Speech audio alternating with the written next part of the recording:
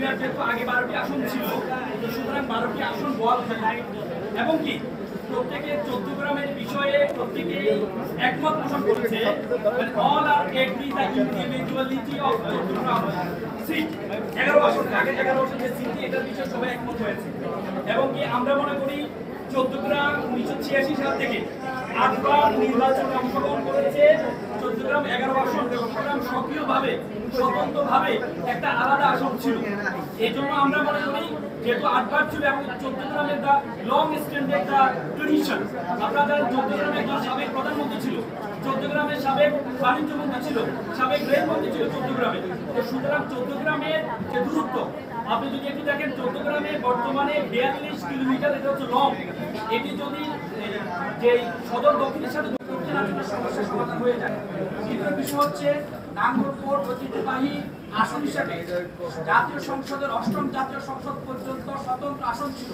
এখানে 3,88,311 voter, 16টা union, একটা পৌরসভা। বাংলাদেশে এরকম 100-র বেশি আসন আছে যেখানে 16টি ইউনিয়ন কিংবা 4 লাখ ভোটারের মতো। এটা আমরা আমাদের দাবি করছি পূর্বের মতো স্বতন্ত্র আসন হিসেবে গ্রহণ করার জন্য। সরকার নির্বাচন কমিশন যে প্রস্তাব দিয়েছেন নাঙ্গলকোটের সাথে মনোহরগঞ্জে, আজকে এই আর্গুমেন্টে একজন ব্যক্তি পাওয়া যায়নি যারা নাঙ্গলকোটের সাথে মনোহরগঞ্জকে একসাথে করে আসন চায়। তবে ব্যতিক্রম এসেছে, লাকসামকে নাঙ্গলকোটের সাথে যুক্ত করে আসনের দাবি আজকে আর্গুমেন্টে এসেছে।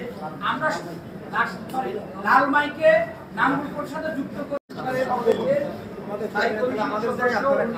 বলেছেন যে এটা এক থাকলে এক, কিন্তু এটার বিপক্ষে করেছে মুন্না এবং বিকাশ এক করার জন্য, এটা দিয়ে মুন্নার সাথে এক করার জন্য। কিন্তু এটা যদি হয় তাহলে এটার আভ্যন্তরীণ রূপে দূর করে কমে চলবে না। আর বিকাশ আর আপনার মেঘনা আর দাউদকান্দি যদি হয়, দুটাই হাইওয়ে থাকে এবং যোগাযোগ ব্যবস্থা এমন যে 10 মিনিটের মধ্যে এক